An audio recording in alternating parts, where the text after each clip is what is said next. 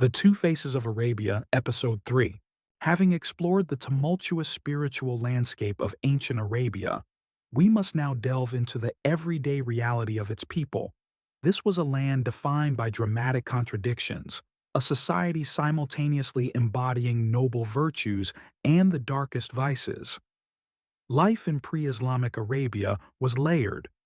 On one hand, women from noble tribes held significant standing and were often respected advisors. Their honor was the fiercest cause for tribal wars. Yet, for the poor and marginalized, the situation was bleak.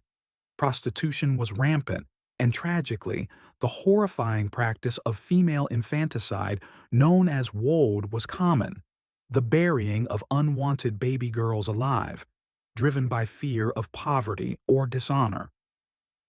The overall social structure was fiercely patriarchal and dictated entirely by tribal loyalties.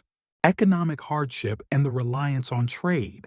Economically, the region was defined by scarcity.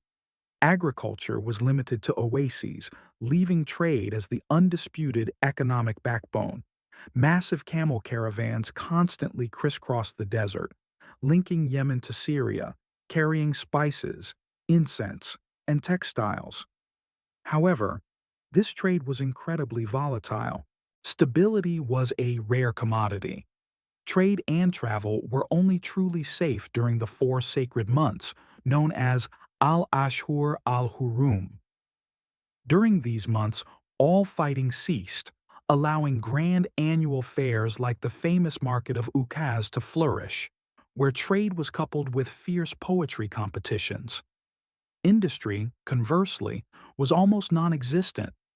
Arab ingenuity was directed towards poetry and war, not craftsmanship. For the vast majority, life was a constant struggle against poverty and the unforgiving desert climate. Ethics, the good, the bad, and the ready for change.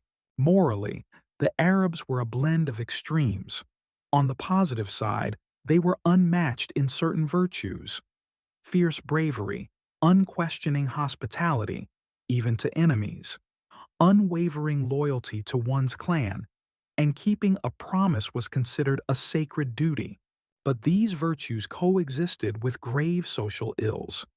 Tribal fanaticism, known as asabiyah, fueled endless cycles of revenge and bloodshed, keeping the land in a perpetual state of war, ayam al-Arab. Excessive drinking, gambling, and widespread banditry were also hallmarks of the era. The society was brilliant in its poetry and courage, yet deeply flawed in its humanity and justice. This land, chaotic, divided, and morally contradictory, was unknowingly setting the stage for a fundamental transformation. This paradoxical society, where honor and atrocity stood side by side, was now poised at the brink of history. Next time, in Episode 4, we move beyond the general state of Arabia and focus on the specific tribe and lineage into which the Prophet Muhammad was born, the noble family of the Quraysh.